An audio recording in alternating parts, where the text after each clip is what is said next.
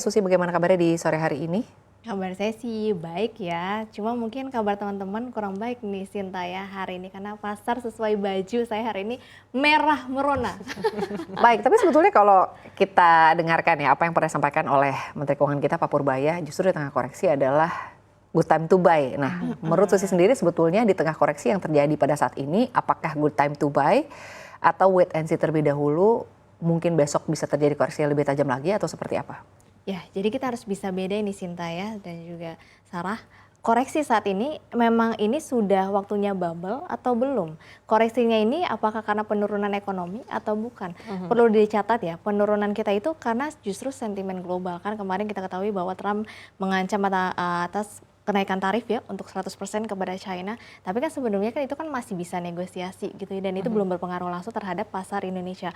Kalau teman-teman perhatikan ketika Trump sudah mulai mengancam menaikkan tarif saat itu, memang Wall Street merah. Tapi ingat hari Senin pasar kita hijau loh. Di saat pasar-pasar lain itu merah merona termasuk Wall Street yang turunnya tajam, ISG mampu hijau. Tapi kita lagging baru kita mulai terkoreksi itu hari Selasa dan juga hari ini hari Rabu.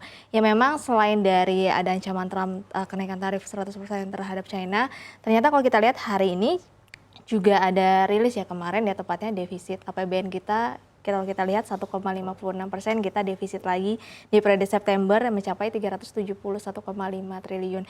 Yang dimana pendapatan kita turun lagi, bahkan pendapatan dari pajak kita juga turun 4,4%. Pendapatannya cuma 1.860 triliun, tapi beban kita 2.200 triliun. Akhirnya itu memang akhirnya mendorong investor asingnya mulai melego ataupun keluar dari pasar saham untuk sementara. Tapi menurut saya sebenarnya ini adalah momen yang cukup baik karena perlu dicatat ya, Sarah dan juga Sinta, masih banyak program-program pemerintah terutama dari Purbaya yang akan segera dijalankan nantinya. Oke, nah terkait dengan Pak Purbaya sendiri, Menkyu ini kan juga katanya ada rencana untuk menurunkan tarif PPN begitu ya Susi ya.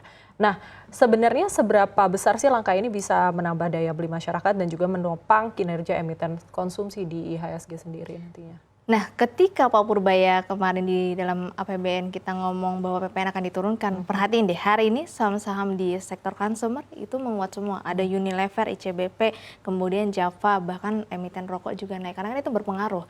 Ketika PPN kita kan sekarang 12% untuk barang mewah, masih 11% untuk yang non mewah gitu ya. Kalau turun 1% aja, itu ngaruhnya luar biasa untuk bukan hanya konsumer aja, semua sektor barang dan jasa juga akan berpengaruh. Sehingga pertumbuhan ekonomi kita bukan hanya didorong investasi aja. Perlu dicatat 5,12% kemarin kita didukung investasi loh, bukan dari konsumsi rumah tangga. Kalau PPN-nya turun, kemudian banjir likuiditas ini sudah berhasil dari perbankan disalurkan ke masyarakat, ke sektor swasta, ini kan berarti akan menopang daya beli dan juga ekonomi kita bisa kuat. Bahkan IMF aja dia yang terbaru menaikkan pertumbuhan ekonomi kita dari 4,8 menjadi 4,9%. Berarti kan ini internasional aja trust gitu. Apalagi kita sebagai bangsa Indonesia, kita juga harus percaya terhadap program-program pemerintah saat ini.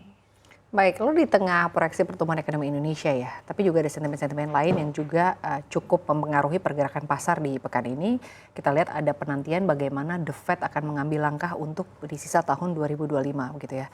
The Fed dilihat atau diyakini akan kembali memangkas suku bunganya, tapi kita sama-sama lihat apakah The Fed ini sebetulnya akan kembali memangkas suku bunganya, dan sebetulnya jika iya nanti sebetulnya dampaknya ke pasar kita seperti apa sih Susi? Ya pesta lagi dong Sinta.